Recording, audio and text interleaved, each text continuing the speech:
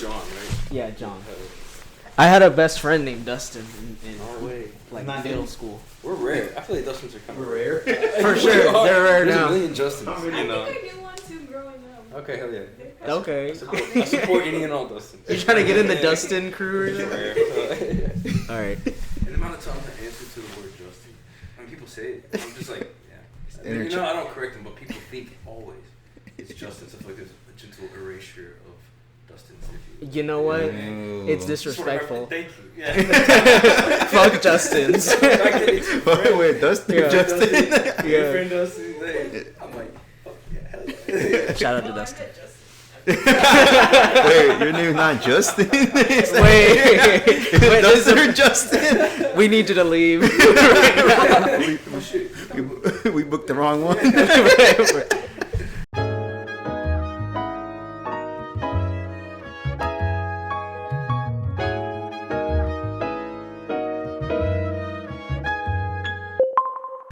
What's up, you guys? Welcome to the show.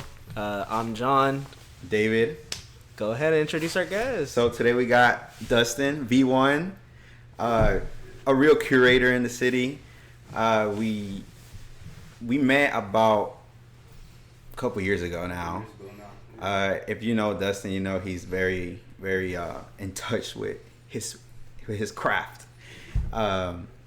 He's a really cool person. He gets real personal with you, which is very it's hard to find nowadays in Houston. You know, in general, really anywhere you go. True. So I think he's kind of the reason I like him is because he's bringing back everything that we're missing in general in this space.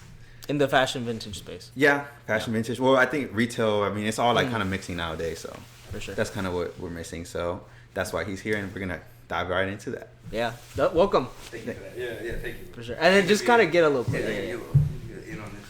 For sure. How's your day? What'd you do today? Shit, man. Good day. You know, Mhm. every day's a good day. I came back from Austin and had a pop-up last night. Okay. Or yesterday. It was kind of South by going on there. Oh. Yeah. Southwest. And they invited So it's me. cool. Why on a Wednesday?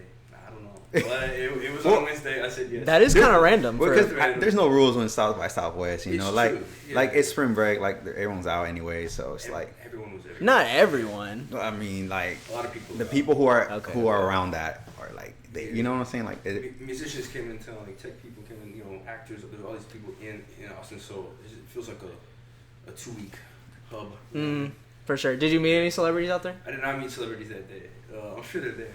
Okay. Yeah. Got you. But how'd it go? How'd the pop-up go? It was good, man. It was good. So it was kind of focused on. I need to get my. No, sorry, the Chargers. Underneath Yeah. the- Oh, we keep talking. We totally forgot about the charger. Yeah. It was like a custom centered pop up. So all those people, everyone did something different. It was crazy. Like, I saw this one leather bustier. She sold that. You sold that? Like A bustier? crazy. Like and Okay. almost everyone there created everything on their shit. So I too was challenged to create some garments. So a lot of them were one-ones. Like I dyed that, cut that, sold that, added that. What did you bring out there? What'd you make? I mean, honestly, it's, you know, I like vintage pieces and I choose good ones already, I'd say. But sometimes the cut is gently off, or the color mainly is off. So this time, I'm not the best sewer. I'm learning, you know what I mean? But definitely just altered the color of things or took something off, you know what I mean? Or added a couple things to it.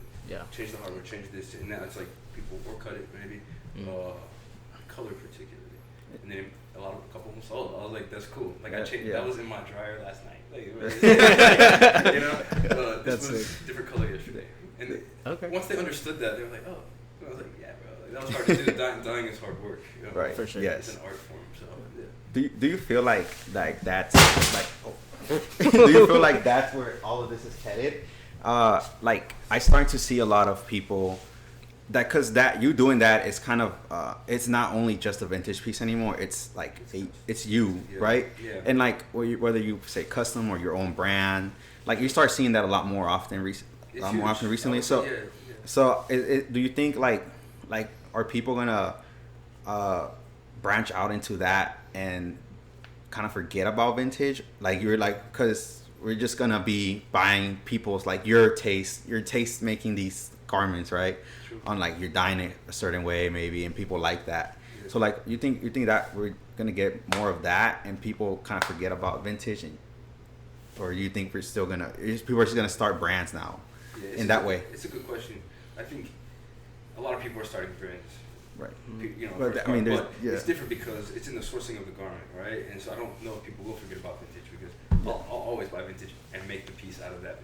You know what I mean? Yeah. The wheel has been invented. Like I can't get that '60s cotton with the nice zipper, the buttery, whatever. I can't get that anymore. But often, the cut is wrong for today's taste. Like they don't want it to fit like that. They want it to fit here. You know? Yeah. One of them was a jumpsuit. It was, you know, the mechanical right. wear. Yeah. The nuts over. stuff, Yeah. like fucking crazy. Distress and just cool, but like no one buys that. It's hard to display on the rack. Its feet hit the floor. Too heavy. It's like high. You know what I mean? You need a high rack to do it. So I was like, all right, I should. But the waist, where the waist sewn thing was the most perfect end of a jacket. So I was like, okay, I just cut the pants off. You know what I mean? Yeah. Sewed that back. I ended up cutting it on accident, so I had to like re-sew and repair this one. Okay. Then the zipper, it went all the way down, so it just hangs now. Okay. So you converted the jumper into a jacket. Yeah. That's sick. It's actually crazy. Yeah. Yeah. And so, but bro, I wouldn't forget vintage only because I needed that you know what I mean? I needed that one, that piece to make the next one. So I think they're evolving together in a way. Yeah. Certainly one of ones. It's a huge brand. And big events like FIFCon and stuff. One of my favorite guys, like Rectflow Studios or some shit. So he takes these old ones and just sews them like crazy. Yeah. And makes this insane masterpiece. Probably wouldn't be the same if it was some bullshit Gildan new poly, right? Yeah. And so I think they're always gonna need, these brands will emerge, and it's cool to see them taking vintage and putting it to today's taste. That would the client, people in LA would buy this, or someone like a cool client, stylish client would buy that now, whereas before they might have just left it because it was a negative connotations to like customs now, you know. And I think people are wanting to, everyone's one of one brings like it's like a buzzword, right? So, but I mean, in terms of like Better with Age. Do you know that brand? They kind of, some of it, not everything, but some of it, it's just reworked vintage, right? They'll like put their prints. I'm kind of like what I'm wearing now. They just kind of like print on it, and then like, is it Polo or is it like this brand? Or is it this or that? Like I think that. Do you think that a lot of people are, when they do stuff like that? Do you think they kind of do you feel like they ride on the wave of whatever they're printing on, or do you think like there has to be a certain balance there, right? True. Yeah, I do think it's important to source a good piece that's like the under, or if you will, let's say use Polo for example. That's the one I don't want it to be. I wouldn't mind Gap. You know what I mean? But there's certain brands I don't want that one to be. But if it's Ralph, it's like right. Maybe 25 to 30% of the customers I brought to that event were Ralph Lauren. Polo with the box, Made in USA, crazy. And like I changed the color was bad though. Like it was, sorry Ralph, but I like the color. And I did some chemical shit Hot to take. get this faded like orange and it's so I'm trying to say it strengthened more or less like writing it more like strengthened that the piece like shit, it's Polo with the box, like that's a good one. And I didn't of course you asked about screen printing or printing things on there, which is its own thing. I'm not there yet. I respect it. I think it can enhance if the design's right. And maybe them together now merge into this thing. That's like one of the most,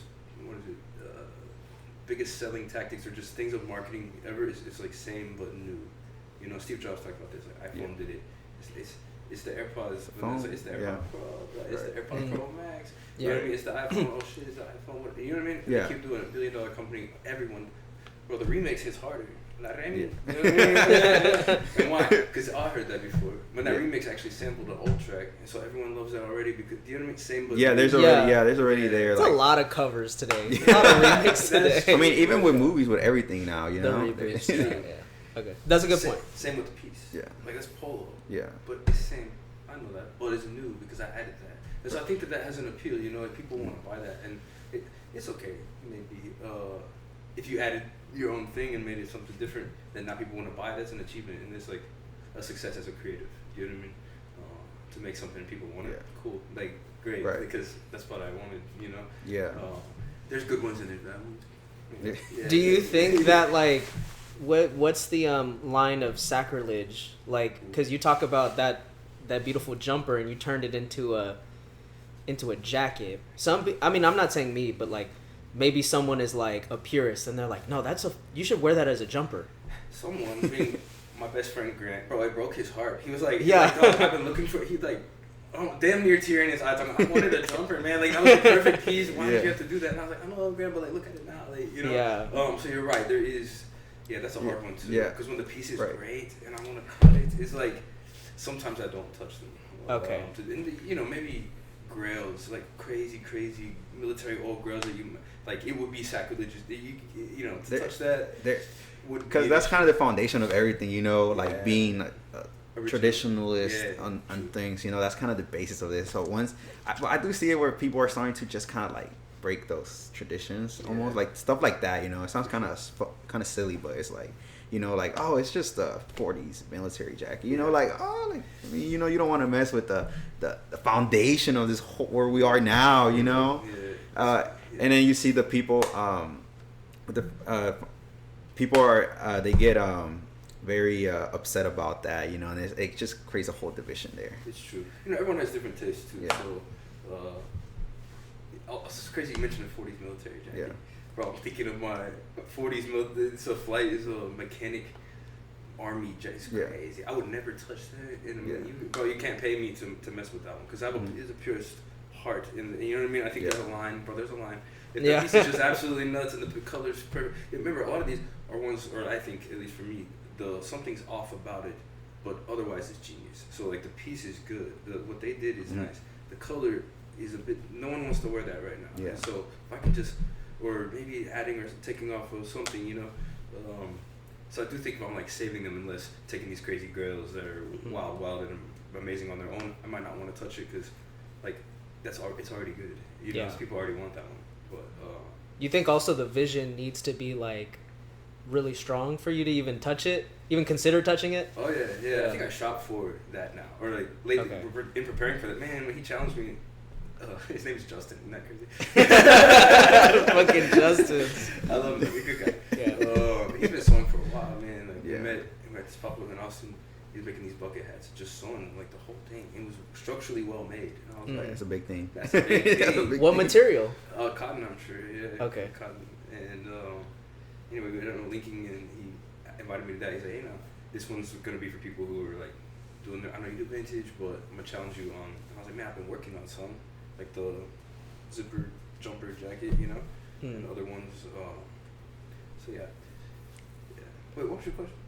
I think you answered it. Okay. It was like Yeah, the vision has to be strong for you even to consider touching something like that. Yes, because you need to see. I see the edits first. Like, okay, if that would have come off and this would have. But don't we all do that? I don't know. When I'm some sourcing in the thrift or whatever, I rip apart the piece a bit. Like, as to whether do I want to buy it or not. But I think a lot of people think like that, but there's only like a small that actually get it and do those changes. You know, like everyone's kind of like, not taking that. You know, it's too long or something. I can see that. Yeah. And I wanted to touch on what you said. You said that a customer, like, so you're looking at something, it's like, oh, people, they're not gonna wear that right now. You know, the color's off or something like that. So do you think people should let the customer tell them what they should be wearing or should not, or it should be like up to people like you and like, I guess us, you know, buying stuff and showing it to them? That's a great question. So, you know, you can direct their line of style in a way in your product selection. You know you're not gonna get a weird or like a shit piece for me. And, you know, it's gonna have taste and be good and fit you. And I really care a lot about that because, you know, fashion's just self-expression. And so you're trying to get you to look you the best. You know what I mean? I want David to be David to the best. It's like and everyone. And he does. Thank you. I really do. Thank you to everybody. I do care tremendously about that. Guess what? You care about it. You know what I mean? Yeah. So of course I'm gonna care about it. I care about you. I care about you know what I mean? Yeah. Find me and all the things. So, however, also there is a market of things, and so if no one's really doing, bro, morning at the thrift. You know, Double Struck, the twins. Yeah. I love them. They were there this morning, and they ended up throwing me this dress that was blue. It was great though. Roses, little tiny, fucking sexy little Y2K dress. But she were like, man, if it were purple, if that were red right now, like if that were pulled out a dress from the bottom, they were pink like this, crazy. Like these girls just aren't buying blue from us, and that's a realness too. Like, you know, that's interesting. Right? Yeah. Like, They're very knowledgeable. I love them. No, they're great people. I actually work with them. Hell yeah. But like we don't work together. We just work at the same thrift store. Chris? Oh, or Yeah, Cargo. Yeah, Cargo. Yeah, he was there too. What? At the bins or what? Stock, bro. Yeah, Oh, okay. Pasadena. I started at Pasadena this morning. I've been to the Pasadena like Goodwill outlet. Is that what we're talking about, or something different? Different. It's a different spot. But, Okay.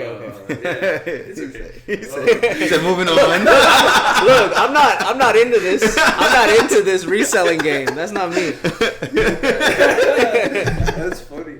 Yeah. That's Chris. You know what I mean? No, he's not gonna. Bro's not gonna tell me. He won't even give me a deal on a Grail, bro.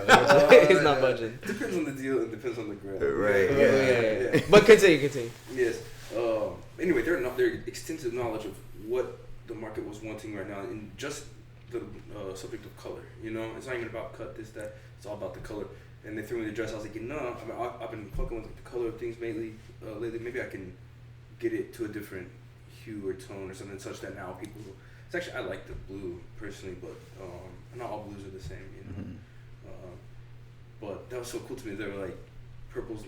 If a purple, if a red, if a pink, yes. Blue, like they're not really doing blue, and so I would be sensitive to that as a seller, you know, and as a creator. Of course, I do have a rack right now or a collection. I call cielo, meaning like sky. Right. It's kind of this gentle blue, and so there are some blues that just aren't. They're not buying royal blue right now, like. Them speaking confidently about it is like it says a lot. It's true. It comes with the experience of selling clothes too. You do see what people buy, and that kind of equals a trend in a way. Like black, good sellers. Good sellers. Black is eternal. Right. You know what I mean? You can never. Black will always be amazing, and so and it's hard to dye things black. It's hard to get that perfect faded, natural black. Yellow. I mean, like I don't hate it. You know what I mean? It needs to be a particular yellow. It's just real. And so there's some green is gold. Green, but there's some not great greens. I don't know how to explain it, but the customer's quite sensitive to the hue of what they're gonna wear. Do you think it ties to something bigger? Like what the color they're buying, something to the Illuminati. The answer no, like you know, like allegedly. Sorry, like spiritually. I will not confirm or deny. There's a correlation. You know? No, there has to be some correlation with what we're buying, right? But I guess that's not. Maybe that's. There is it has to tie to something. Yeah. You know what I mean? For sure, one of them being the runway. I mean, I could see that if you know, certain designers are doing this crazy one. Lately, it has really been black. I mean, I can't lie. Like a lot of the runways. Yeah, it's trickle down economics. You know, in a way, it is trickle down fashionomics. Like it gets to these lesser, no disrespect, these lesser people. They end up at H&M and like they buy all this shit at H&M now, but like they had come from Zara, they had come from Nordstrom, came from Saks. I've seen The Devil Wears Prada. She talks about that. How'd you read my mind, bro? Are you really? This sweater was chosen for you. Yes, that's exactly it. Like, it's not just blue. It's not cerulean. Cerulean, exactly. Whoever it was, and she goes on, but you know what? That's a very accurate film, actually. I think in a lot of ways, and that scene. I've heard. Yeah. This girl is like this stuff. Like I don't care about this shit. She's like, I chose that for you. And I feel that way sometimes. Not exact, obviously, but when these people buy these crazy things for me, and I noticed this thing and ended up getting them that thing that they wanted but didn't know they wanted yet. That's the like directing their taste part of the question that you asked. You know, you do have to do that. It's like a collaborative work, right? Yeah, what they want and what I want them to wear. If it's just the color's not everything. If it's just the color, but the cut, the fabric's not right, whatever. I didn't even pull that. I didn't want it already to be a transcendent piece. And then they're just like, damn, I really need a black pants right now. It's like, cool, because I have these ones, you know? Anyway. Preach. I want to shift gears. So talk about like the relationship between the customer and the retailer, the curator, reseller, whatever you want to say. How do you think makes or breaks a retail experience? And then also talk about your process in designing the V1 booth. Oh, okay, good question. Yes. Makes or breaks a retail experience. You know, I love to be left alone when I'm shopping. I do enjoy when they say hi. They welcome in. They, hey, what's going on? And they kind of care. The best thing is to care about what the customer wants, or what it really. This other guy I listen to breaks it down into what people buy, either for their own reason, which is ideal, or for your reason, the seller. And bad sellers focus on their reason, like my reason. For example, I had these Balenciaga shoes, bro. They were dirty. I bought them like that. I wore them everywhere and got them dirty. And one day I'm in the Galleria and this guy stopped me, like, the shoe guy, you know? Like, bro, let me clean your shoes. And I was like, oh, I'm good, man. You know, thank you, though. And just kept walking. Ended up passing him again. Second time, dog, let me clean your shoes. He's like, really egging on, you know? And I was like, hey, you know, actually, I'm okay. It's cool. Third time, he was persistent. Like, nah, these are dirty. Like, let me clean your shoes. Oh my god, 3 times? They are. They're the worst. They're the worst. He's obsessed with his reason. He wants me to buy this thing for his reason, which is whatever money, maybe to clean the shoes, whatever. He did not think a second about what I wanted. And I told him, I was like, bro, it's the third time I kind of went off. I couldn't help it. But I was like, dog, I want these shoes dirty, okay? Like, I bought them dirty, kind of. I wear them everywhere. They're fucked up, and I love that. That's what I want them on. I don't want you to clean my shoes. But he didn't think about, what does this guy maybe want? Or why is he wearing it? You know, or what? Instead, he's thinking about his own reason. To me, that's a perfect example of what I'm trying. You know, that broke my retail experience. I did not want to be bombarded with this thing, with this guy who does not think about me and what I want or what I'm trying to do. You know, the shoes are dirty and I'm wearing them. Like, it's fine. So I try to, think about their needs anticipate their needs ahead of time, and really connect with these people as humans and ascertain what is it that you want. You know, like what are you trying to. Yeah. Usually they'll tell you that's beautiful. Sometimes you can help them get there, but it's really about what is it that you need. You know, like I need green pants right now. Man. I didn't baggy and I'm this size. I'm that. It's like cool. I'll shop for you, bro. Like I'll get you that, or try to, because that's to me the beauty in it. It's like caring for the people, genuine care for people for product. It's like the product's great, the people are cool. And you know, it's not about me and what I want. It's like it's not about that. I bring all these mirrors and things. Speaking of the booth experience, I bring a lot of mirrors. I've broken a lot of mirrors, man. Like some beautiful old ones. Just you're not afraid of that 7 years? I don't know. I mean, it could be. You know, I could be in that, but like it's 7 times. Right? You know what? He cracked the code. A lot. I think you just have to break mirrors. You know what I mean? That's to escape the matrix. For sure. Yeah. I think there's one in Vegas, bro. It's at the end of the day. It's big, beautiful. It's expensive. I mean, nothing crazy. Where'd you get the mirror? I bought it in a estate sale, $150. $150 is not, like, that's a bit much, but for that piece of shit mirror is $150. IKEA mirror, which is not, you know, $180. But it was threefold and like whatever. Oh. It had wheels on the bottom. Ooh. It was gold. It was sexy. And just like, I thought I was holding it home. We thought, and we both just, and then the worker ladies just stared at us because I was like, I'm so sorry. They had just got put their sleep in the floor. And I didn't mean to break the mirror though, you know what I mean? Did you buy it and then it broke? Oh yeah. From Houston, drove it to Vegas for ThriftCon. At ThriftCon that day, just whatever. Anyway, trying to say, I bring the mirrors because I'm obsessed that people try it on. Like, can you get in this piece? It's about you and does it fit you and is it for you? And it's like, you figure that out, you know? And I'll tell you if it's wrong or if it's off. But, you know, I really care about that person and what they need. And that fashion is very personal, you know? It's like how you dress yourself is so true to you and who you are. So let me help you. We can achieve that together, you know?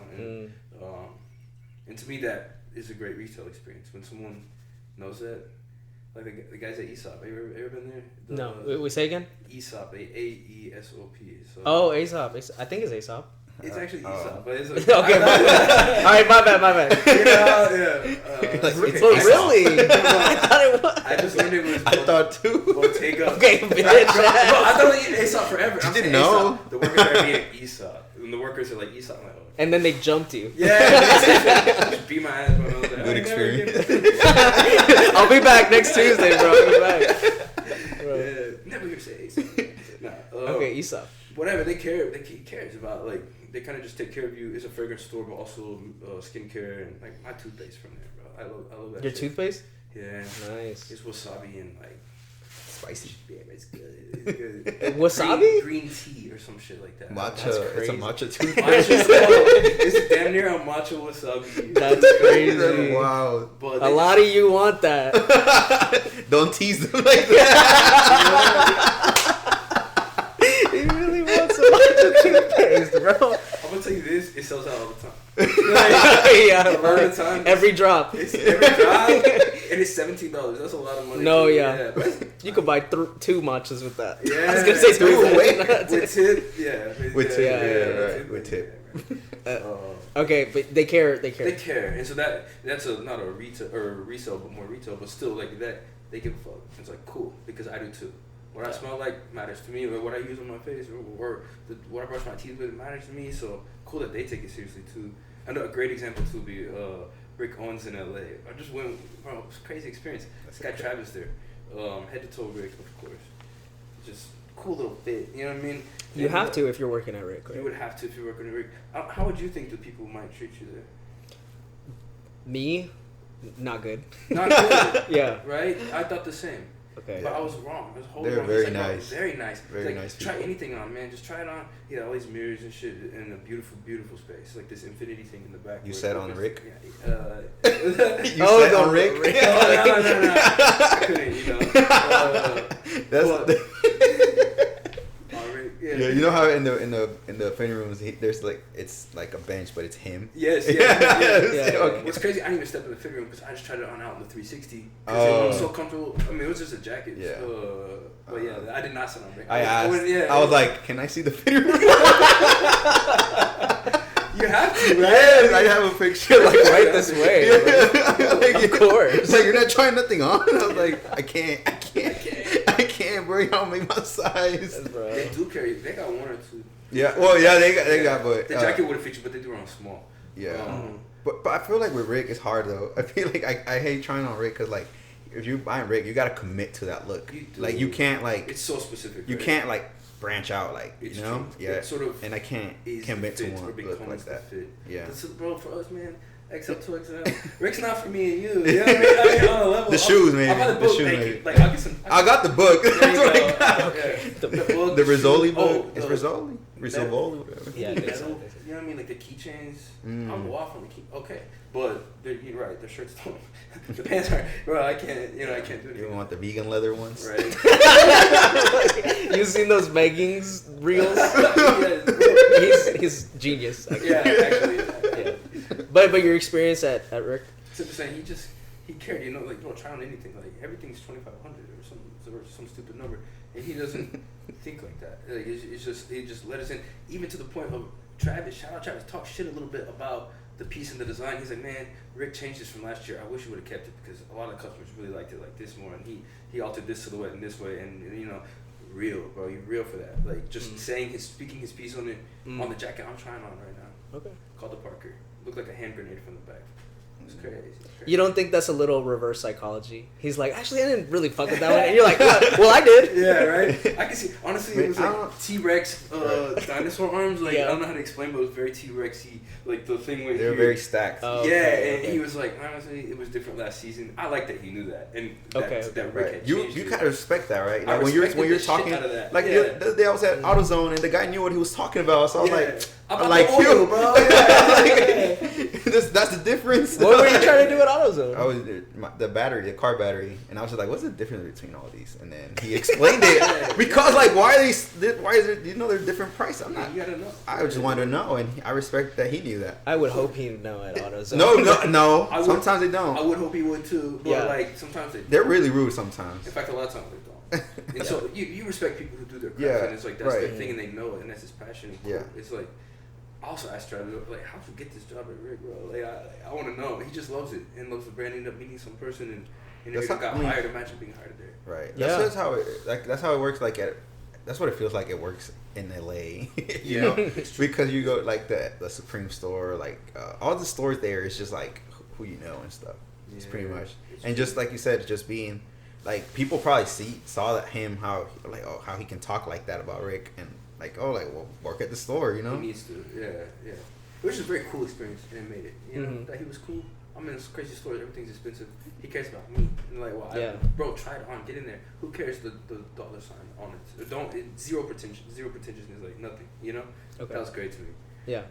So yeah, I try to mimic that, and in the setup too. But I do think a lot about the customer. You know, and like the flow of people. Mhm. People are like waterman, like, Mm. or maybe like ants. You could think of them in the movement. If you saw just like this line of ants and you block it, now they're gonna go a different way. Water too. Water works the same way. Like Yeah. it will. Yeah. So it's easy to obstruct and flow. You control that. That's Actually. true. And I control it a lot. Like I try to think of how can I give people space to interact with the products or interact with the things, flow through it. There's rugs always. They're all named, of course. And The rugs? The rugs do have names. Yeah. Like, what are the names? My favorite one's Flor. You know, Flor. It just looks like a flower. 60s, it's orange, it's crazy. Okay. Persia, it's Persian. It's like maybe 15 feet long. It was one of the first ones I actually spent money on. They're expensive. That's a $20,000 robe. Yeah. And I didn't pay $20,000. Is that the biggest Okay, one that's you what I was have, about to right? ask. I That's think the a big 3-digit one. number. It's a big one. Yeah, I know which Not one. bad, right? That's not bad. It sounds expensive, but when Google it, and you'll be like, "Fuck." No, of course. If you're doing comparatively, that's a good thing. My favorite one is Square Persia, which is Persian, but it's a square. Paid $8 for that at Salvation Army. Wow. $8, bro. This is the one that goes under the wood table every time. Putting wood people table that I on. built, you know what I mean? Like Square Persia. Yeah, years ago. Buy rugs, guys. Yeah. Get into rugs. Get into rugs. There's good ones and there's bad ones. You know, You know, like right? anything. Yeah. That's what I'm saying in the design of it all. Like I do think about It the adds flow to kind it. of adds.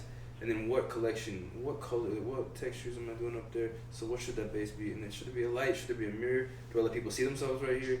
Do I illuminate it right here? Like I think about every little detail in that way, just to really maximize the people's experience. You know, I want to be a bit like Travis at Rick. Like and actually shout out Travis. shout out Travis, dog, for real. I hope he watches this because like he's a cool guy.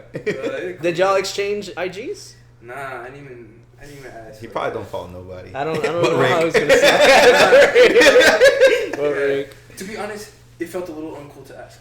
Does that make sense? That's like, fair. Yeah. Right. I mean, I didn't really want to take it that. And I was. He's like, bro, I'm just selling. But here, bro. honestly- I'm just working here. Like, But honestly, don't like, take it the wrong way.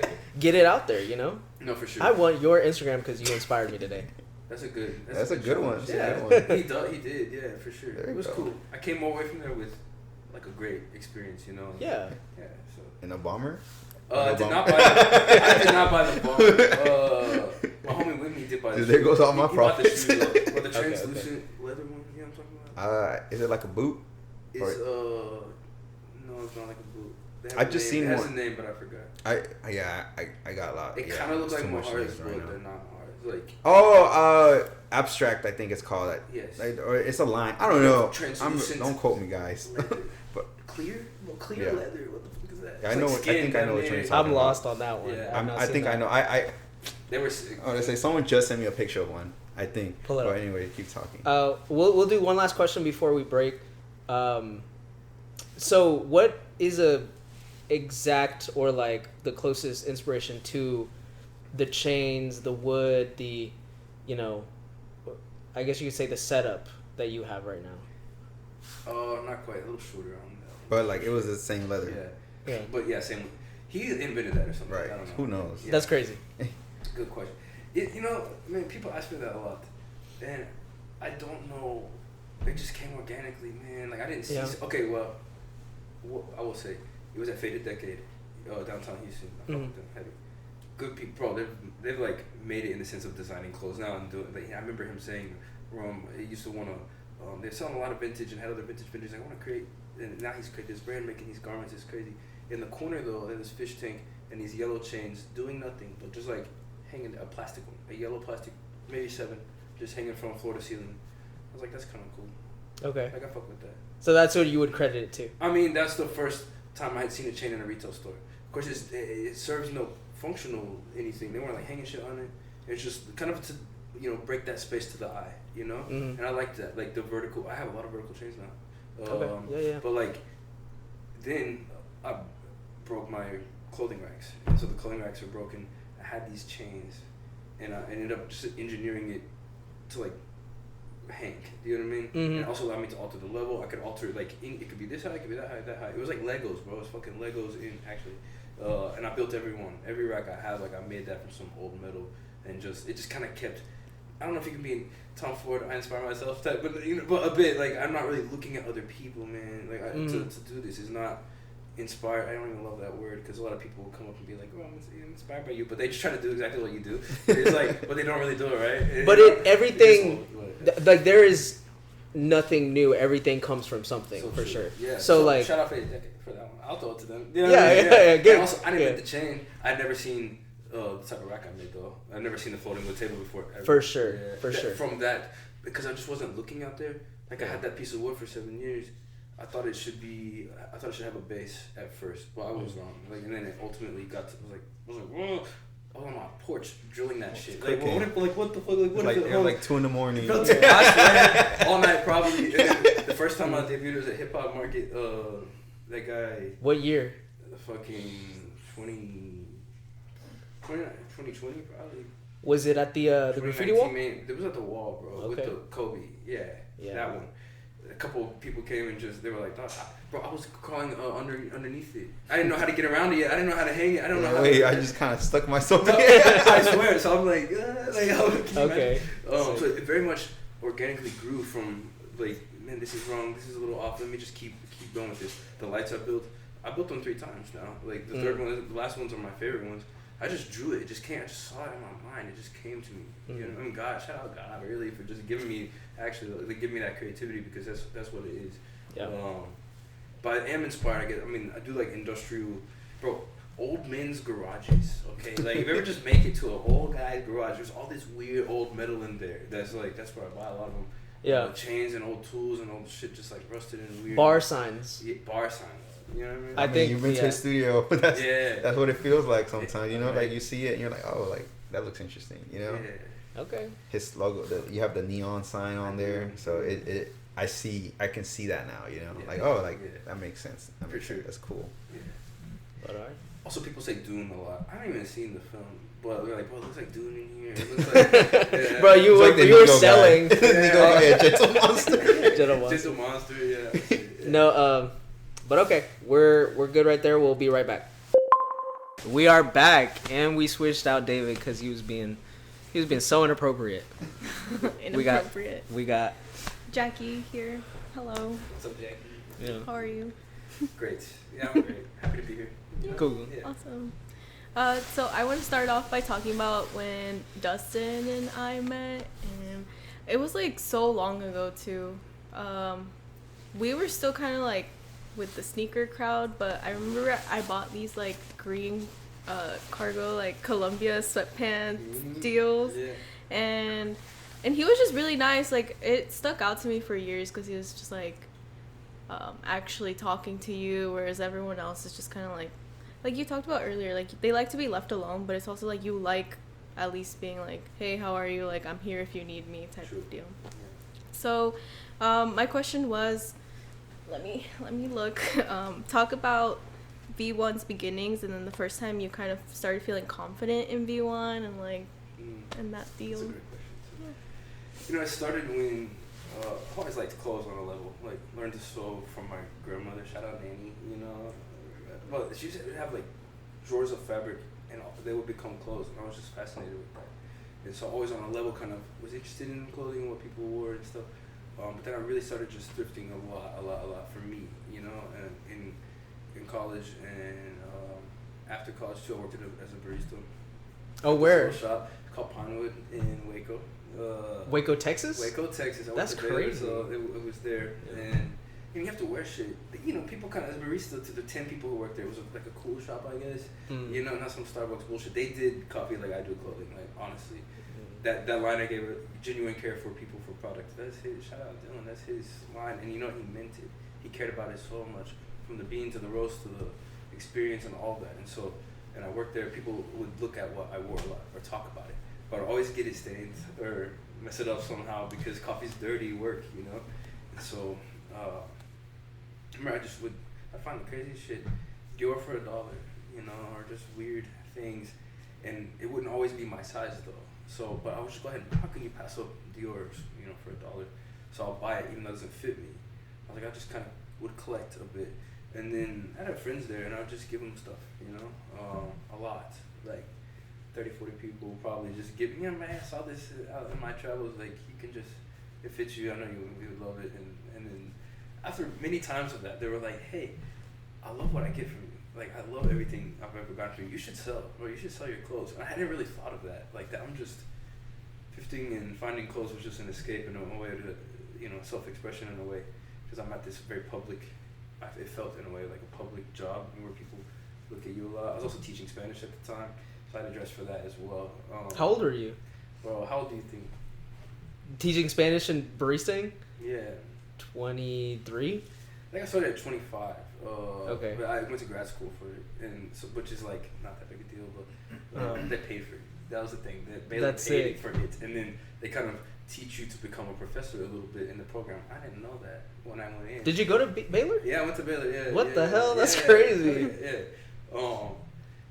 Which is its own thing. No one really dresses there. So if you have sorry, but I mean they have a fashion, they have a fashion program, and those people you have runways and like shows and shit, and that's kind of cool. Not every place has that, but for the most part, they're wearing like stupid little Nike shorts and like stupid T-shirts that aren't cool, Stupid. That's stupid. I'm going off. Hey, if you Okay. step foot on campus, and you see what I mean. I mean, I can already tell. Yeah, that general Yeah. college kid look or whatever. I mean, you saw that at U of H too. Yeah, Big but time. I'm sure Waco is like times 10. Probably so. Yeah, yeah. Everyone's rich there. That's the thing. Like a bunch of rich kids, which is Yeah. it's weird to go to school with them. Like grew up single mom, like poor, it's okay. Like I work hard for what I have. But if you're just handed a Range Rover at 18 years old, you know what I mean? Yeah, you're gonna go to Baylor. Yeah, or, you have a different culture about you. I guess this Yeah. is just they wear polo, but like in a different, not the way he wears it. You know what I mean? Not like not like Swagless. Yeah, swagless polo, if you will. Like if you can, yeah. I don't know. But okay, the story. Then I had a photographer friend, Nancy, who would take product photos for me. I was like, I ended up starting a Posh Farm, which is kind of stupid, but just some avenue to sell clothes. I was like, I don't know yet, but I wanted to do something. She would help me take the photos, and she knew this lady with a store. Kate is her name. It was called Wildland Supply Co., which had a swing. There it is. It had a swing from chains. I just thought about that. Wow. I know. That's a deep cut. That is a deep cut. Wow. Of course, her chains had the like pink plastic thing, all you know what I mean, to make it soft. If you know what I'm talking about, like a clear tube of whatever that goes over the metal chain to kind of, first of all, it looks pink, and secondly, when you touch it, you're not touching metal. It's like this gentle plastic thing. You know what I mean? It wouldn't pull your hair or whatever. I don't know. And it was a huge swing from this industrial, like 20-foot ceiling. It was nuts. And Nancy introduced me to Kate. She was having some event, some First Friday thing, and she's like, "Yeah, I think you should come." I'm like, "Why not?" It was only me there, and I had no racks, I had no hangers, I had no tags, but I've been collecting a lot. And so, she told me I would have 2 racks. So I showed up with 2 racks worth of clothes, and she's like, "Oh no, I only have 1 rack." And I was like, "What the heck?" Okay, so bro, I shoved every fucking thing, every single thing on 1 rack. It was, I have pictures of it somewhere. Just so much, you could barely move anything. Yeah. Color coordinated. Send us that pic. I got you. Yeah. And I sold 16 things, and a lot of people came. Okay. And at the end of that event, she goes, quote, "I don't know who the fuck you are, kid, but you've got it." Yeah. And I was like, "Thank you," Okay. That was cool to me. She had this weird store of like odd things. She'd go to Fashion Week and buy a couple interesting things and just sell them. She doesn't need the money. Like, her husband owns the building. It's not about that for her. It's about art and kind of like creative expression and stuff. And so I think starting there, that was my first ever pop-up, Pinewood let me do one at their spot, and I did better than the first, more than 16 things.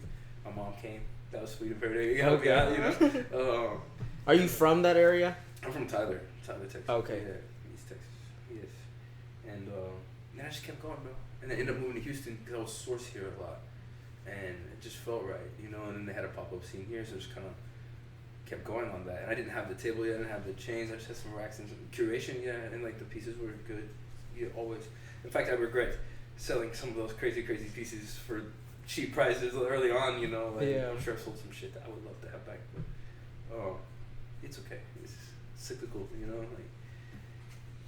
and it just kept going. I just kept creating, and changing it more and more to adapt to the environment. The table came because I felt like I needed a space to exist in my setup. Like, I'm here, but I don't belong, in the sense that anywhere I stand, I'm in someone's way. I hated that feeling, and so I'd had that table. I bought it in Waco. The guy, there's a blacksmith there who's gonna make me the base, but our creative visions did not align. So I took the wood just naked, like piece of wood, nothing, black walnut. It's cool. Has a hole in it, I don't know if you've seen it, but to the lumberyard, it was like a bad piece of wood because it doesn't structurally hold a lot because of it's I don't even think rotten necessarily, but there's just a hole in the middle that's natural, and I was like, man, what if it hangs? And just kept creating on that, And so that's how I started, really just giving clothes to people that I loved, and they were like, man, you should you should sell them. And I was like, all right. And then the coffee shop owner's wife is who made she made the logo for me that day. Oh wow, yeah. That's awesome. Yeah, around the first pop-up time, like I needed a logo. The Instagram needed a logo, you know. Had no follow, you know, nothing, just started, and that really helped a lot. I think launch it into a bit of what's the word, legitimacy, kind of, you know, like the logo's cool, and it just V1, it just stuck, even down to the naming. This kid there, Ben Simmons, but Simmons was with the one. Do you know what I mean? You talking about the basketball player? No, maybe does he play basketball now? I don't know. He was a barista there too. He's in a band and shit. It's probably different Ben Simmons. Yeah, for sure. But I don't know. There is a Ben Simmons. That was a. Yeah. But okay, so a guy named Ben Simmons. It was, but his at was like S and the I was a 1, and the vintage word was already taken. The WARE. Shout out that lady. She had 13 followers. Her last post was like 2011, and I brought DM'd her a million times before. Like, can I have this like VINTAGWARE vintage wear? I wanted VIN. You know what I mean? I wanted the word. But the app was not available. And I was like, what if the eyes are one? Yeah. Like Ben Simmons, you know what I mean? Fuck it. And so like, yeah, I got the app, she made the logo, and then boom, started doing pop-ups. And I used to create every single tag, so I'd carve it and like do the whole thing, you know? So it's like a lot of it was, it just came like at the right time. Organic's the best word. Yeah. It came when it needed to. Yeah, for sure. That's really interesting because I feel like I started also thrifting probably like in like senior year of high school, and I would go and I'd be find stuff and be like, this doesn't fit me, but I would still take it with me. So it's funny that like we kind of have that same thought. And I did collect a lot of clothes. I sold through Depop a little bit, but not really. And then from there, it's just like I still have stuff that I'm like, it doesn't fit me, but it's too cool. So I'll try to like maybe give it to my sister or something. It's very, very interesting, kind of like it is interesting. But the through line is like the taste level. I know it doesn't fit me, but someone in my life needs this because like, it's a crazy piece. Yeah. Also, it's kind of related to what you'd sell or not sell. One of the things that fit you, you're like, all right, this is me. I call it the purse. It's in the purse hole. You know what I mean? Put that in the purse hole over there. Yeah. But when you collect these things that aren't fitting you, but they're great, you're like, I can't leave it here. Yeah. And then you have to give it to someone in your life. You, your sister, me, my friends. Like, that's cool that we both originated in that way. I wonder how many other people in resell. Right? Yeah, like we're just like, we're taking this. This is ours. Mine, even though it doesn't fit me. So when would you say you started feeling like confident about the business? And it's a great question too. I think I'm my own worst critic. You know, I'm incredibly self-critical, but just critical of everything. And I think you have to be on a level to be successful. You have to know what's not working a lot. I guess the confidence really came more when I noticed other people's reactions to my work. I'm just kind of doing it, you know, building. And they would stare at me like crazy. I don't love that. I'm a private artist, you know, but these people just like gawk at like the first thrift con. Everyone's just like staring at me, building my thing. And I don't know why they're staring. I don't really get it. I'm just creating this thing. Yeah. But then they would all come over and freak the fuck out. Like every single one there was like, oh my God, like what did you build this? And I was like, yeah, man, it's like, I don't know. Like, yeah, built the light, built the table, built the rack, you know what I mean? And they're like, damn. And that was weird because I'm over here, I see every single flaw. Like that rack is gently not quite straight, is it? Like that one's on, you know, that I didn't see everything wrong with it, but no one else saw that. Yeah. They would see the collection as a whole and be like, bro, I fuck with it. Like, I love this. This is crazy. And that, to the tune of like tens and tens of thousands of people at this point in all these cities that we've been to, you know, LA, Denver, Vegas, Houston, Dallas, Austin. I mean, you know, Atlanta too, shows a little. Charlotte was cool. All these people were just like, I've never seen anything like this before. And they work at whatever. Bro, the lady who, she works at Elle magazine. This was at Silver Lake this summer. Puts celebrities on the cover of Elle.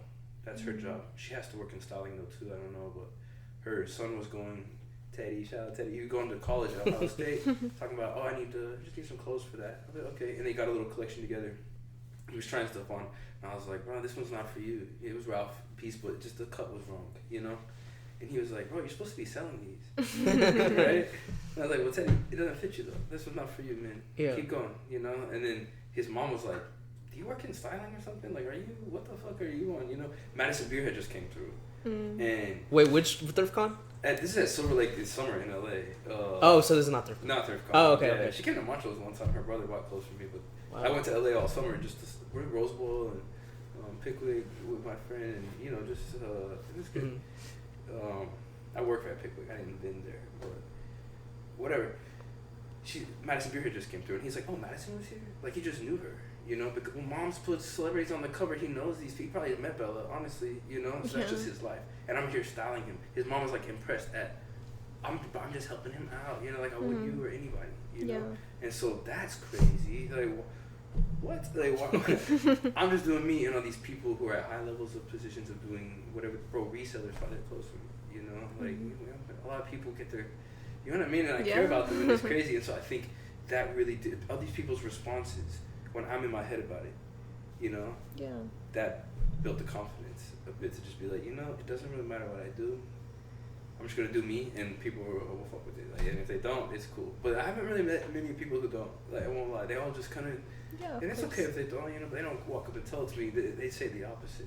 You know, and of course, my family used to not really understand. I was like, Mom, like a lot of people talk about it. Like, it's really, you know. There's a lot of there's an economy about it. There is. Yeah. Yes.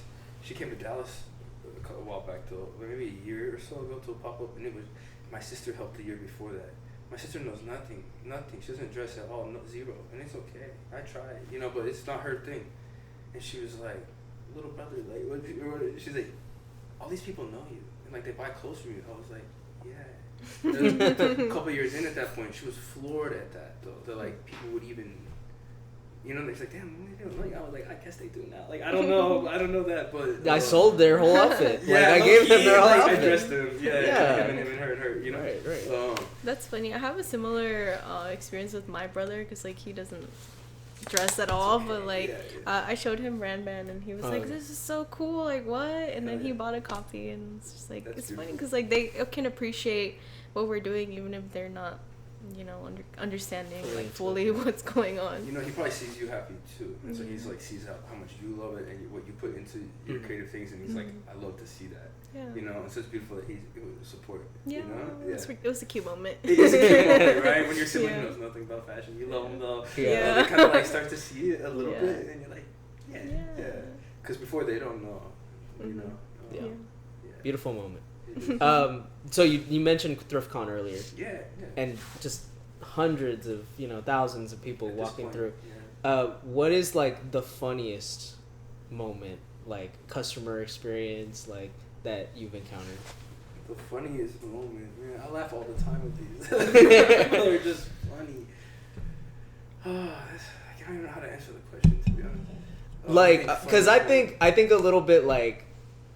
A little infuriating, but not too much where it crosses into like rage quit story. Okay. At Denver one time, these people were in my booth. They don't know it's mine. I'm not wearing like a, you know what I mean? And they're like, man, this is supposed to be ThriftCon. Like, and they were just mad at the pricing of things. But they were, some of those things were like $20, $25. The $20, $25, I was like, I paid $2K to be here. That was the vendor fee at the time for the 2-day event. I flew people up here to Denver. I drove from Houston. You know what I mean? Like, I just asked them why they thought that. And quickly just say, hey, you know, yes, it's called ThriftCon, but like, tell me more. And like, yeah, well, you know, it's supposed to be. I was expecting like Goodwill pricing. And I just clocked them real quick on some. Hey, do you know what they charge us to be here? Like, are you aware? They're like, no. I'm like, guess. They couldn't fathom it was $2K. And I was like, bro, not just $2K for the vendor fee. But like everyone here, I paid for everything you see. I had to pay to turn the power on. Like the fact that the lights are on, that was $150. Do you know what I mean? And these people here that are working with me, we're all staying in the same Airbnb. I pay for that. You know what I mean? Like I'm helping them out. Like I paid them to be there. I bought the bag. And like, you know what I mean? Like it's just checked them a bit. Nothing crazy, but they were so embarrassed to have been like kind of low key talking shit about it. Yeah. You know what I mean? I'm the owner. Yeah. But I was just like, hey, you know, 2025, like, it's fair to go to a fucking Old Navy, I don't know, like, or wherever, and clothes cost money. I said, but, and I gave him I'll make you a deal if you find something you love, like, don't be afraid to. I said, but I have to charge a little bit just because it takes a lot of money to do this, and just explain that to them. And they ended up buying one piece. It was 2025 or something like that. You guilted the fuck out of that. That's the funny. Yeah. Because I was like, yeah, I guess so. But it just irked me a bit that they were like, Yo, for sure. Oh yeah. you know, in my space, talking about how things should be Goodwill prices, and I was just like, also Goodwill, bro, they'll charge $20 for something. Like sometimes, Yes. $12.99. I don't know with tax, whatever. It's not. I wasn't even taxing that day. You know, like, I wasn't feeling taxi. It wasn't LA prices. You know. Yeah. And on top of that, ThriftCon tickets are kind of outrageous a bit. You know, that's not my words, but that's what a lot of people say. A lot of the people That's who my come, opinion. I get you. Yeah, a lot of people who come there feel that way a bit, and especially Houston. That last year, they had to pay to park. It was about $60 to $80 maybe to get in there for 2 days if you wanted to do the whole thing. Yeah.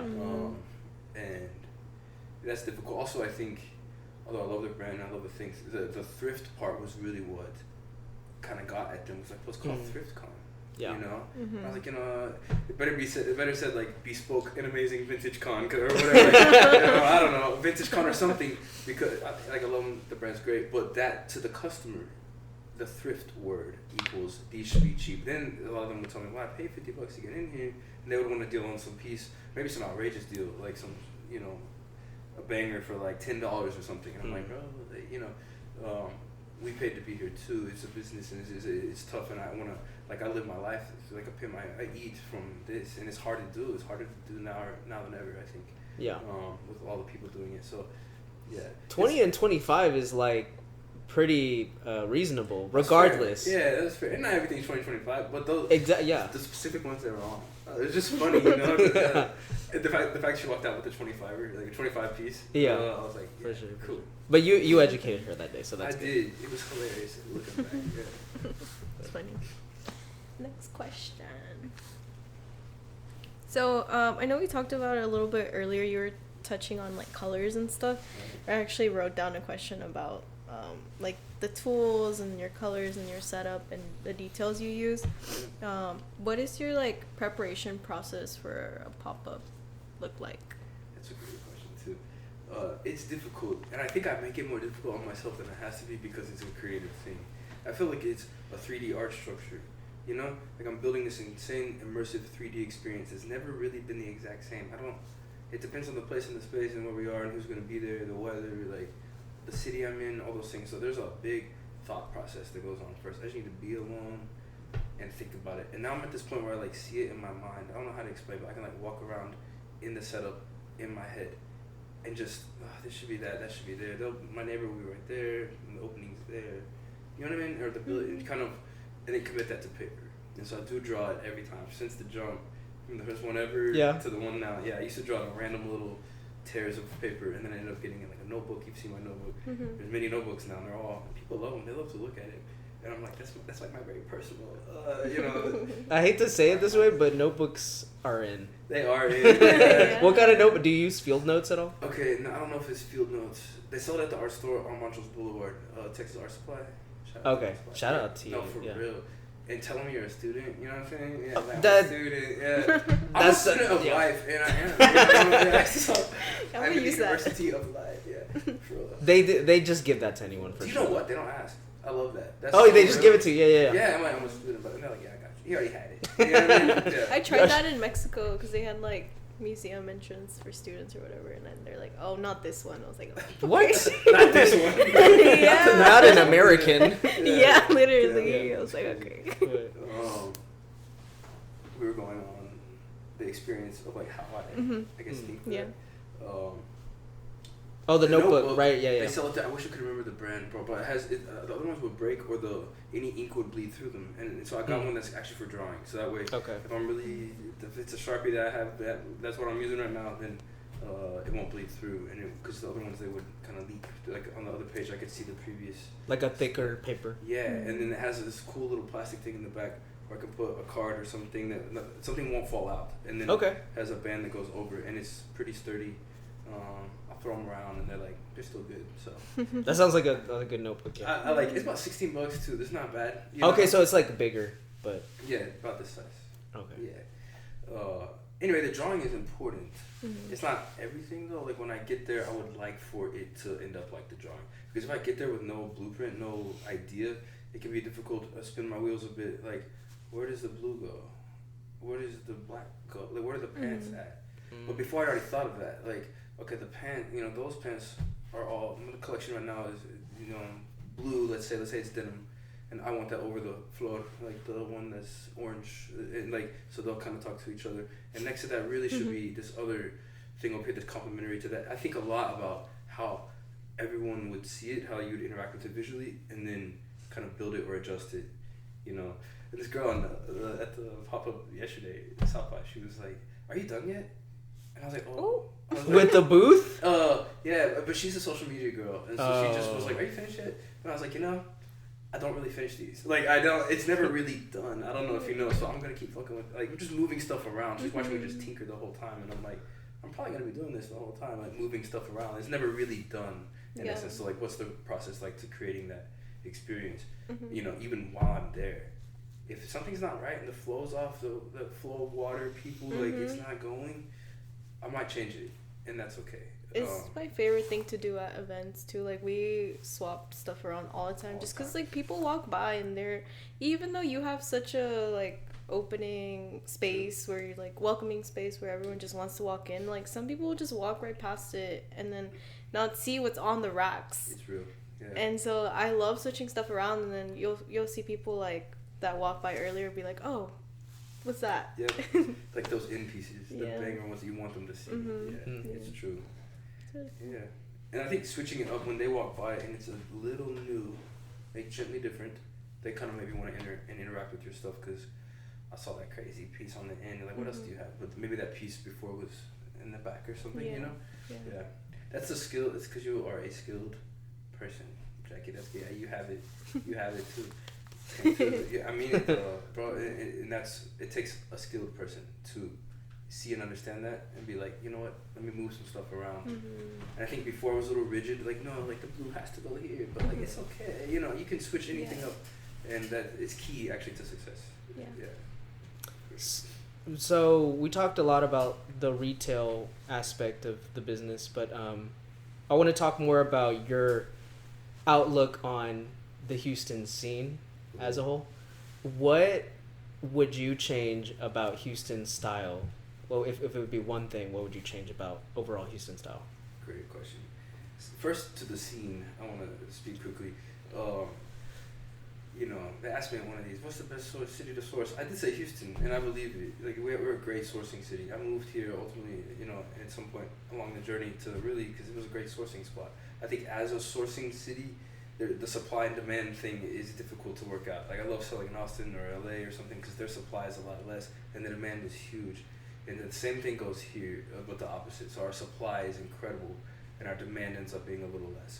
And so it can be difficult, right? It can be difficult in the Houston space to be a reseller because there's just a lot of resellers. Why do you think that is? Is it the resellers? But I don't think it's just that. It's not just that. You're right, because the style, the general sense of personal style is not collectively strong, let's say. I have a lot of friends who dress, they find me, or I just know them from some way, but if you just go around, go to some random store, go to H-E-B, the majority of 95% of the people just look like everybody else, like gym clothes at the, whatever, I don't know what they're wearing. Like, I do actually, and I don't like it. So I think... You just don't know exactly what they're wearing. Yeah, or it's Lululemon, bro, or it's whatever. Aloe. There you go. It's nothing. Nothing exciting. Not usually, and it depends. Houston's quite regional. There's like a bunch of little cities kind of put together. I stay in Montrose, so it's true. There's a lot more creative people maybe walking around there than like your than Kingwood. I don't know. Shout out Kingwood. Shout out Kingwood. I will say the burbs don't dress though. Like when you get the burbs, they're not really dressing like that. Maybe some of them are. No disrespect to Kingwood. But more like Katie, but think of Katie. I mean, like who? I don't know. Katie? Yeah. We are. I have some good friends who live with Katie, and they dress. One's a model, one's a photographer. Like they're cool. Okay. Leah, Nia, shout out y'all. Yeah, but I think one thing I would change about the scene in general is a bit more openness about what goes, or in the sense of personal style. There's a very general kind of uniformity. Everyone wants to look like this. Like a bit similar, not as bad as other cities. It's not like Dallas necessarily, but Dallas is bad. Like it's all polo and these weird shorts, and they all look like that. Everyone looks like that. What weird shorts? I don't know, it's like gross ones, man. Like just weird shorts that aren't that cool, you know? Yeah. Or you go to dinner and you're dressed like anything vintage. People kind of look at you weird because they're all in some nice shit that they got from the mall, and they're all very like mall-centered people. Like, I can't imagine getting the majority of my wardrobe at the mall. Dallas just feels too grown for me. Like, it's like is very grown. serious. It's very serious about it, right? No imagination to me. Yeah. And there's some. Don't get me wrong. There's some people who do it and they stand out in that scene because they're like. It's a very, as you said, almost corporate environment. Yeah. Or something. Yeah. Like you go there to settle down type. Like. You do, yeah. More like settle up, bro. Yeah, Like, settle up, tax season is up there. I guess so. And so Houston's more open than that in Dallas, I'd say, or some other cities, but there's still maybe, I want to see some crazy shit sometimes. I want to see some avant-garde, interesting.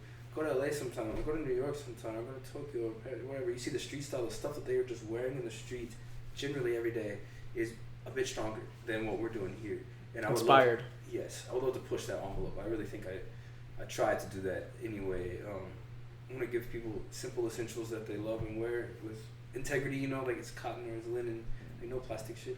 But a couple crazy pieces too. They let them express themselves in some crazy way and just really take it there. Like, why not? I haven't been geeked on a fit in Houston in a minute. Like, there's been a couple sometimes. Yeah. You know?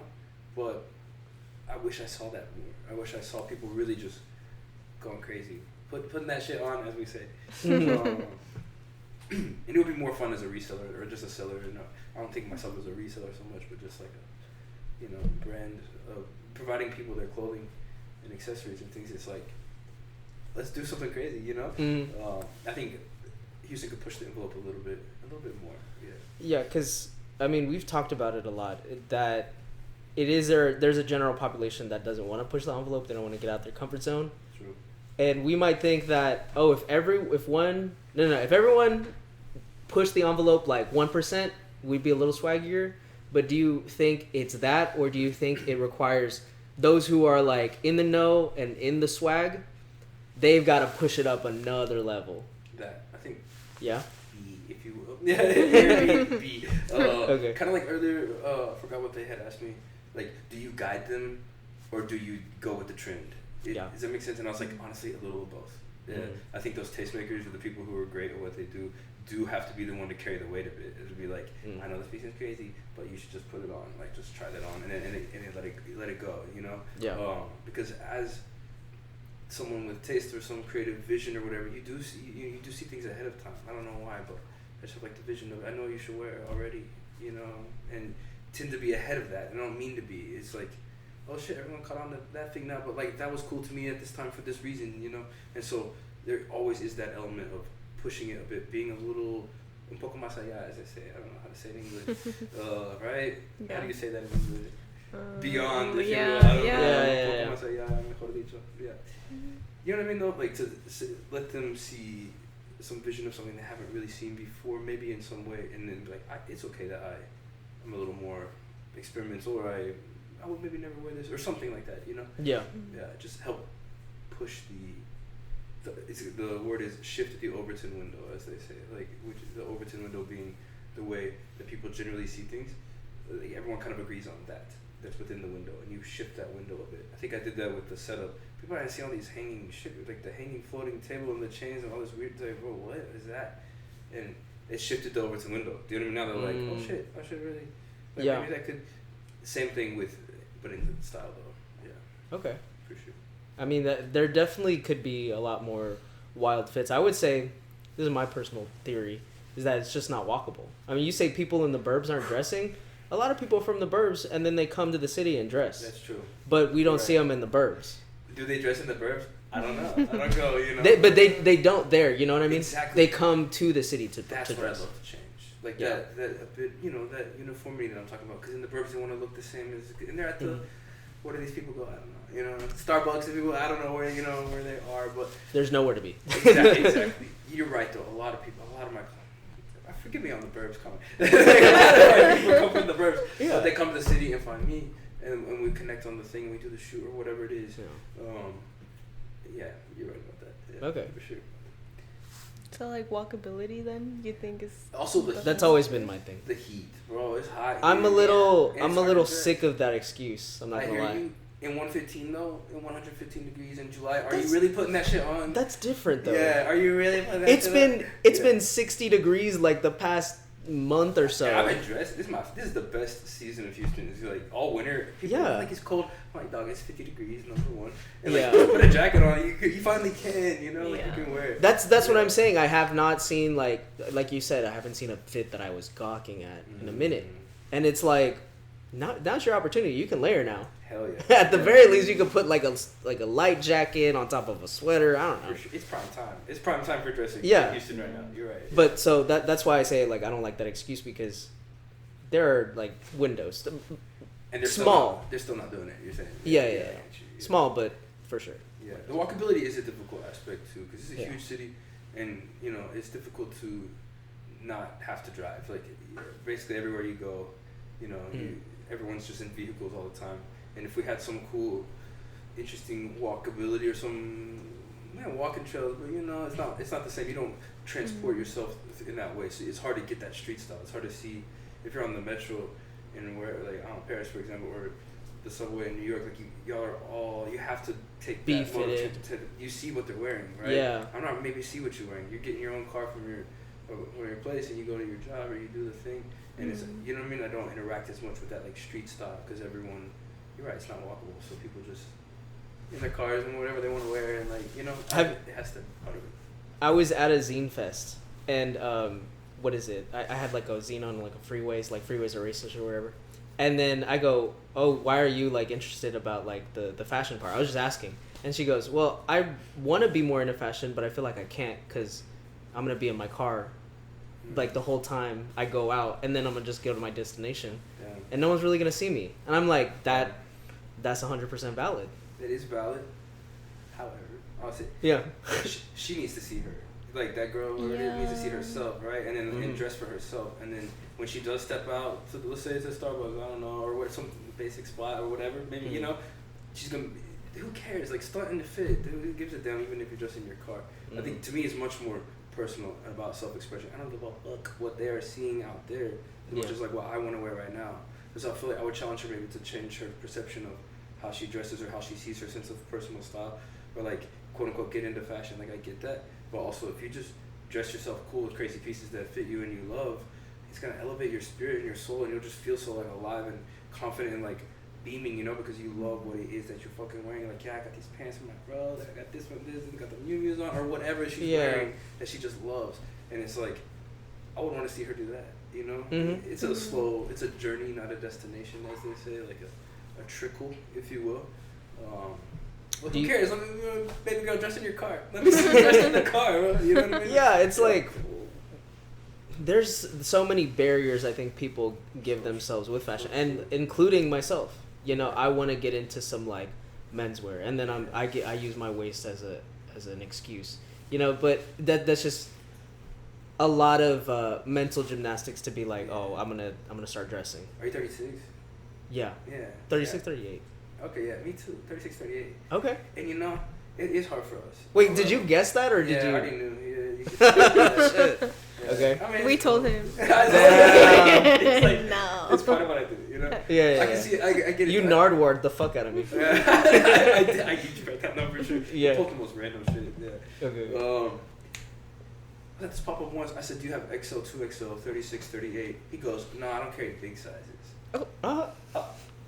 Me. I was like, well, I'm standing right here. You know what I mean? And also, I was like, I told him, looked at him crazy, and I was like, bro, normal ass motherfuckers wear 36, 38. Normal ass people wear XL, 2XL. You don't have to marginalize or like other people by saying. Also, the best size to sell in t-shirts is XL. Like everyone knows. I mean, XL is the best seller usually in T world, and he's a little t-shirt bro. So I was kind of like, why? Lil bro up. I mean, that pissed me off. I can't lie. Also, but you're not good. You can't buy here because of your size. I'm not gonna buy for you because I don't do big sizes. I was like, dog, get a fucking grip, okay? Or like, you know what I mean? Like, grow up because you know what I mean. A perfect example. Some pop up this guy that was in the NFL. He was a big boy and he was fit. He was huge. Talking about I wear 40, size 40. I was like, I thought it was 38 max, and I only carried 30 up to. I only had 38 that day. I didn't have 40. I didn't have clothes for him, you know. I maybe felt it made him. I didn't mean to, but maybe he felt a little other in that moment because I didn't have size 40 for him. I'm saying that's too big. I'm not gonna carry it. Like I hate that, you know. So I you to challenge you like just someone has it and someone makes it, and don't let the 36, 38 thing be like an issue for you mentally and otherwise because it's okay. You are the size you are, and those you'll find the ones that fit, and it's okay. You know what I mean? It's kind of like Tinder, bro. You're trying to swipe. Especially pants. Trying to swipe on the pants, but they really gotta swipe back on you. The pants is a big struggle. Like I went to Just the thighs, bro. You just don't fit in them. You know what I mean? Like for me anyway. For the thighs. Yeah. I like waist and shit. It's just like, yeah. I went to a shop in Denver. Dude, should I name drop the place? Name drop. Okay, Blue and Green in Denver, and they were just like, well, I straight up told them I was like, oh, I want some denim, but like. You know, I'm a size like 38, and they gave me a 36 regardless. He goes, "Oh no, you said 38, but like, you know, try this on." Like, it's gonna be pointless, you know. Like, I literally it got up to here, I couldn't button it, and I just walked back out. I was like, "Guys, it's not fitting." And he's like, "Oh, you know, it washes different." What? I hate when they say that. I talked about this last time, but went to Reformation, and the girl was like, you know, they get bigger, like, the more you wear them. I'm like, yeah, I know, I have a pair of jeans, but, like, she's like, just size down, and I tried on the size down, and it wasn't it, and I even considered it, because I was like, well, she knows, she works here, but then I took pictures, I left, and I was showing my coworker, and she's like, no, I like the bigger size on you, and I was like, see, like, she's just, like, why do they do that? Like, we know ourselves, so. Also, I would have done in both of y'all's moments, particularly you, too, measured you, and then I'm going to get my measure tape out, hit the thing, like, oh, shit, you're 37 and a half, actually. You want to know what they were doing when I walked in, actually? What? A pull-up contest. They were like, oh, yeah, but pull up. That actually says a lot. But pull-ups are hard, though. So respect to the people doing pull-ups. Respect to the pull-ups, but the customer service was not elite. Yeah, they were at the gym. They're gym bros, like, at the store that day. Yeah, gym and selvage bros. Actually, yeah. I hate that they kind of made you feel that way. You know it's what I okay. Or it's Thank okay. you. And that the girl too that they're not big. She should have measured you too. Yeah. And then measure the pant. Oh, then after measure you, measure the pant. Hey dog, I know these are tagged 36, but actually they're measuring 37 and a half, and you're 37 and a half, so I bet they might go. Yeah. Boom, it's over. And then when you get in the fitting room, it fits you. Why? Because I measured it. I care about you. Measure the waist. Measure the pant. Boom. Instead of like, no, the wash is different. Like, no, it's fucking not. It doesn't fit me, man. Like, you know what I mean? It doesn't fit me now. It won't fit me Like, later. I'm gonna have to wash them. What am I gonna do? Not wear them when they're washed? Yeah. Boom, bam.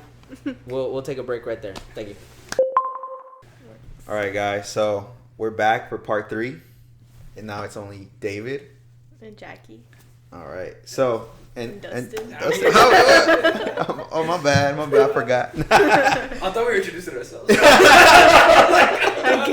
Hey, we're still getting used to this, guys. We're still getting used to this. All right. But I have a question actually about, we've talked about, you know, your past, kind of what's happening now, and then I want to kind of get into the future of things. So you had mentioned that your first DriftCon, people were you were setting up, and like you get a lot of attention, you know, people, because I mean people don't really do that, you know, they just kind of show up with racks, right? And then different hangers sometimes, you know, which I kind of hate. That's a pet peeve of mine. Yeah. So right. Maybe we should do consulting, right? But anyways, you know, people are amazed and whatnot, which, you know, rightfully so. I just think that you know, recently, I don't know if you noticed, but I think people are starting to catch up with stuff like that. You know, people are more into their setups because there's only so much ways you can display the inventory in just racks. It's evolving, right? So what do you like for the future? Do you plan on just building on what you already have in terms of your setup, or do you have any plans to revolutionize it in any way? Yeah, great question. I think about revolutionizing it all the time. Do you know what I mean? Yeah. I think in my tiny way of doing that now has been it never being the same, and so just a little new element. Yeah. Like maybe 4 or 6 months ago, I got this new metal at some weird garage, some old fucking thing. Yeah. And these blue chains that were huge, like this big, and just spray painted blue, and one was spray painted pink. And I was like, what? And so, you know, elevating in the sense of what I'm doing, but I do feel like it's been done. I've been doing it, you know, so it's been done a bit, and I want to revolutionize. I would love to do something vertical. It would be cool to me to like you to have vertical spaces in the shop. Like if I could elevate you and your feet, like being over there, up there on that. It's kind of hard to do that and break it down and carry it around, you know. Right. Because That's the practicality. Big part, right. Yeah. Right. And so definitely want to do something same but different. You know what I mean? Like I mean, similar, back to the thing, you know, same but different. True, but a through line. But yeah. You know, geek myself a bit on the setup. It's been a minute since I've really. I mean, I enjoy it and I love it every time. And like I love what I do, but also in my heart and soul and the artist that's in me, I just want to like do something a little different. You like know just scrap that and just start. But I mean, I feel like that's just the way of life, you know, of that life, you know. You're just like, like we've done it, I think, like 1 or 2 times, and it's just like you sometimes start doing something and it's like, I don't like it's not working, so it's just like scrap it next, and then you try that, and but like I think it's probably hard for someone like you where it's like it seems to be working very well. So you don't fix nothing that's not broken. True. But like sometimes you just gotta like, you know, you gotta hit them with the little zag when they're zigging, you know. So we do hit them like that. So I feel like you know it's in you. So yeah. And also to mention it's like everyone's catching up, as they say. That's been cool to see.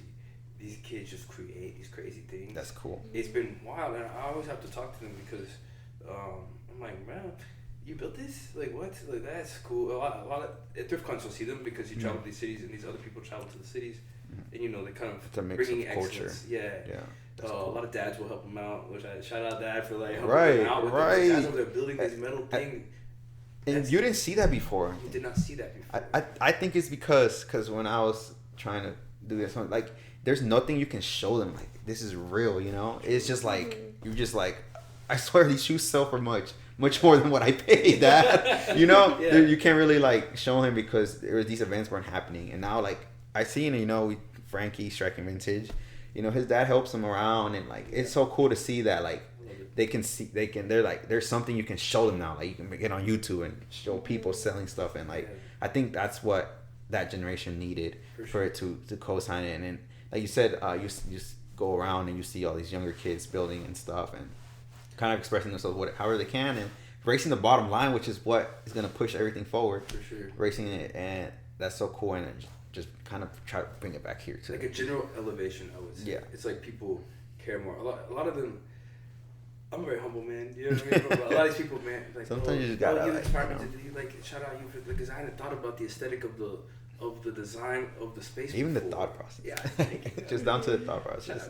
Actually, that's been beautiful to see. I'm just an artist, you know, and to watch all these other people start painting, or you know, in these other ways, I'm just like, whoa, that's cool to see. There's this one guy.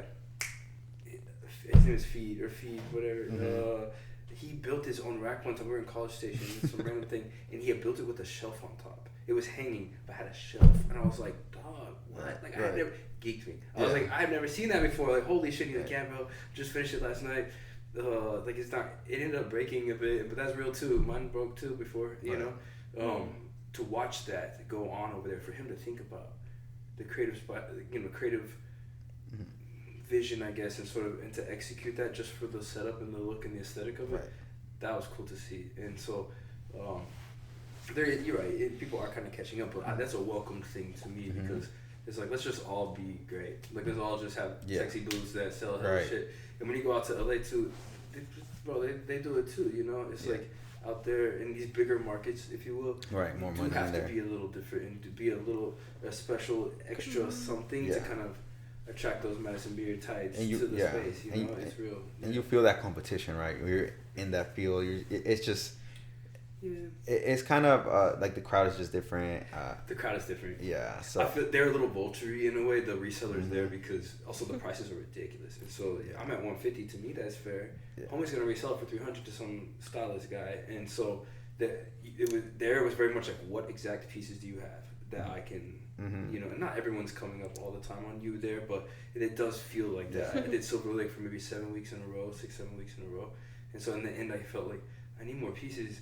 I started sourcing out there too, because I was like, I need more new stuff to bring because they've seen it. But the competition, I wouldn't say I didn't feel it. I don't really feel, we are competitors, I suppose, you know, all out there at the pop-up, I guess, but I don't feel that as much because all these resellers will just come up to me and like have love to say, and it's not like, fuck you in my competition. They're like, oh, I respect you. What are you on? What are you on? Like, what is that? And that's beautiful to me. Right. And in that moment, this guy who's vending next to me is not my competition. That's like my brother. I mean, we're just out there. You're right, though. We are selling things Yeah. on a level, but and two, they will understand at some point their ability to create an authentic experience for people that is unique to them and their brand. Yeah. That's what makes it successful, and that is what makes it not feel like a competition. No one can do what I do. I can't do what they do, and so they're gonna come to me for what I do, and I might go to them for that. But a lot of people haven't really developed that yet, or they are developing it, and that's kind of cool to see them turn the wheels and do this and try these other things that ultimately gets them success. And to me, it's like a welcome thing, but you're right, it is a little. A lot more. There's more resellers now. More than now than ever. Curators. Curators. I think we're different. Reseller though. out. I'm not a reseller. I don't. Right. It's like that's not how I look at it. If I were a reseller, there would be like bullshit on the racks that could sell, but I don't. It's not about that. Yeah, but it's hard, right? I feel like anytime I talk about you to like anyone else, I kind of just present you as a stylist. Oh, thank you. Yeah. Yeah, because I'm like, that's what you do. For like sure. you. Big time.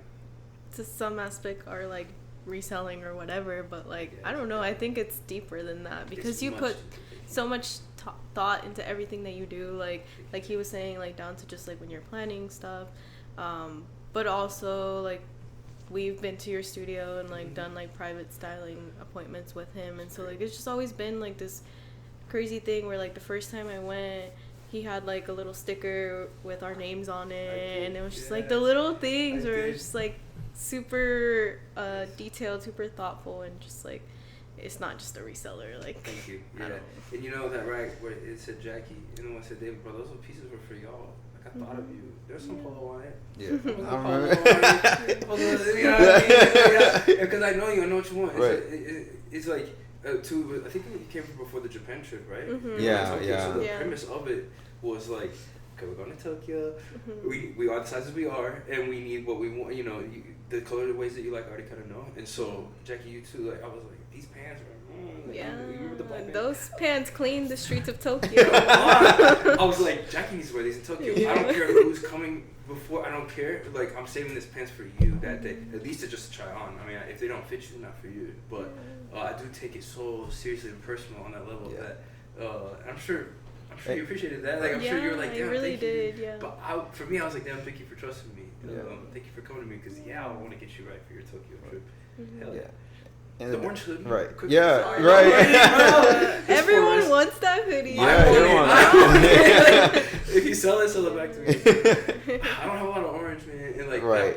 And that's what it was really, because like how you had mentioned that you're like, you're really when you travel, I wanted to do something like dye my hair red that time, and it's just like an orange hoodie. Why not? Like my hair is red already, And we're saying orange, but like electric orange. Yeah, it's like a crazy neon, orange. Like electric but faded somehow. Got that fade on it. Right, and it's some faded now almost. It's like dipped in ice almost. Yeah. Does that make sense? Yeah, I see. I know what you mean.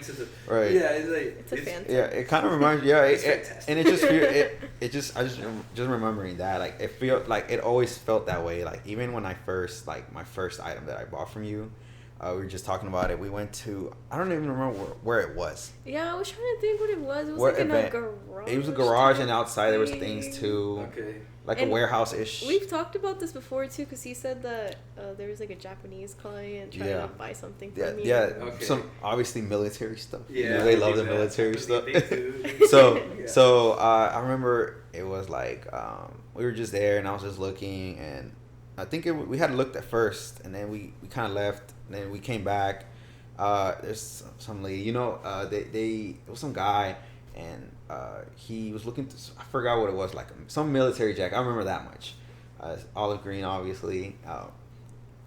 And he's looking, and I'm just like listening to interaction. I like to be nosy when I'm there. Like, I like to just like notice what's going on there. And I was like, he's like, yeah, well, I was like, I can't do that. I was like, no, you were just saying like, no, like it's worth this. Like, I can't sell it to you for this. Yeah. And this was kind of before, like, I mean, I didn't know. Maybe it had been always happening. Japanese people coming to Houston and buying stuff, but like I wasn't like super aware of it. And that's why I was like, I didn't know until when you explained it to me. You were like, and you were negotiating with her. And anyway, It was was it a girl or a guy? I can't forget. I can't remember. They come in groups too. And there'll be like a guy. And Yeah. a girl, or like But anyways, they y'all came to an agreement, and then after I was like, what is that? Why what are they? Why are they buying it? Like, what was that about? And you're just fine, like, yeah, you just kind of start talking to me like you knew me, and I was just like, oh, okay. Like, I was just like, you're like, no, it's just like in Japan, like she's gonna sell it for 300, and I was just like, oh yeah, and you sold for 200. I remember the piece. It was a Japanese milk, bro. She cried. She damn near cried about it, like in a good way. So it was a girl, right? Okay, yeah, I remember. It was the 19. Oh, that was a wild piece. It was 1940s. Just a shirt, really, or like a jacket. It was something. Like, but it was a couple things. If I'm there was a couple things. I think the one that I was maybe I was gonna sell. Maybe it's not that one. Who knows? It was this weird 40s like crazy thing, and I pulled it from my grandparents, friends, deceased parents from the house. Wow. I mean, that's usually how a lot of these pieces are sourced, right? Like, that was crazy. Like from houses, like the Bando Boys. It was like that. It was like a Bando Boy, but being allowed to be in there. And my grandma was in there. Right. My friend, she's sitting there talking about, poor, bless her heart, the lady was going through cancer. She's just telling her friend about it, and I'm going through every room in the house, like, holy fucking shit. He was in the military in the 40s, went to Pepperdine. Like, I need to dig deeper. Bro, they had crazy stuff. Yeah. OG, Levi's, OG, all this, all that. And I went out with like 4 trash bags full at the end of it. So how much do I owe you, Jen? She's like, just take it. I was like, what? Like, what? Yeah. That's crazy. But yeah, the explaining to you, bro, it's because you asked. Yeah. That you asked meant a lot to me. Like, you want to know. Right. So, Well, it was really interesting because I'm like, why?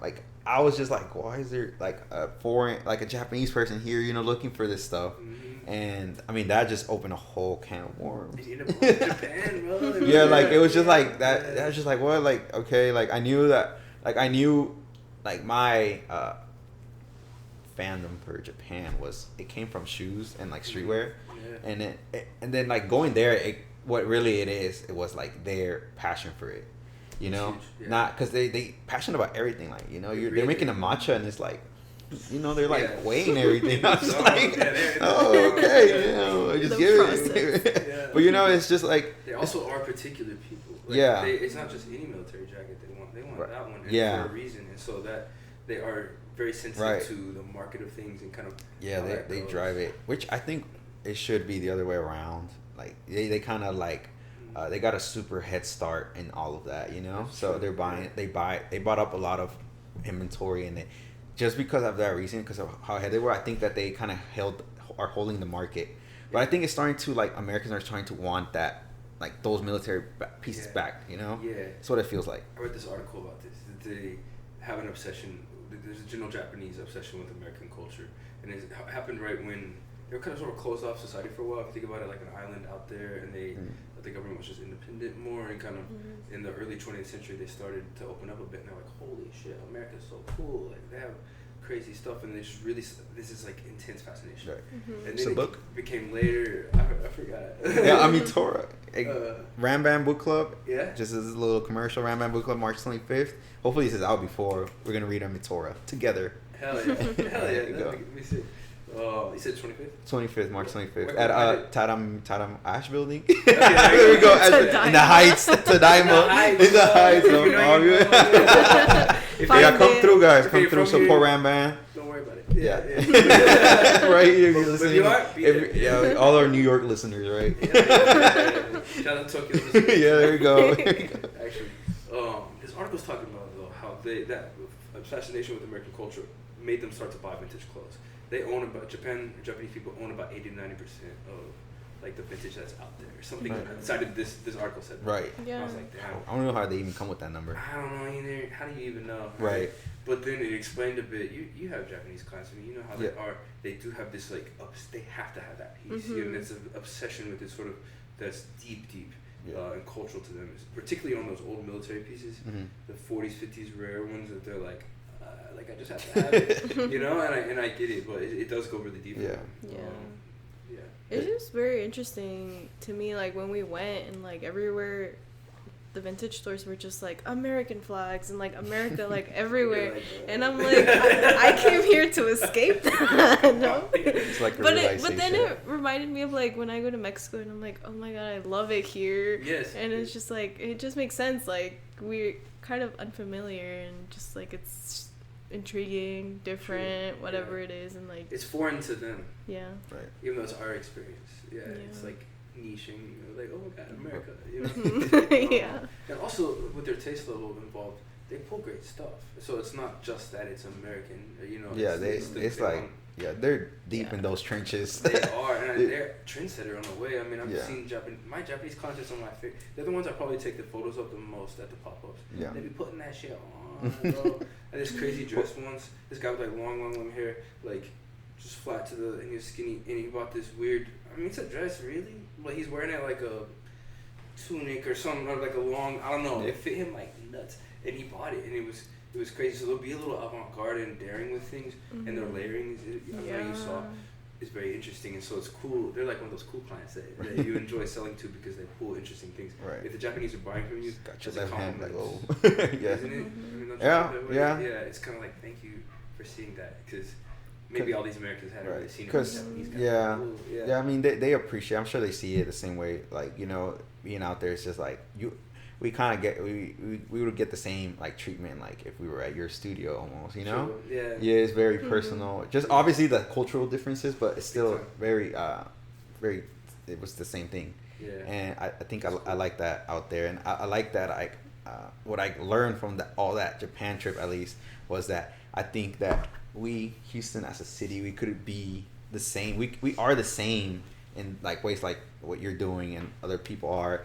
And we should just kind of like be a knit type community like they are in these LA, New York's, Chicago's, I guess, and Tokyo's. Like they kind of they are together. They do everything together. And I even like read this article once about how big companies sometimes work with rival companies to see how they can both get like be better together. And like I think we need more of that here in Houston. Yeah, for sure. And I think that like thank you for doing that because.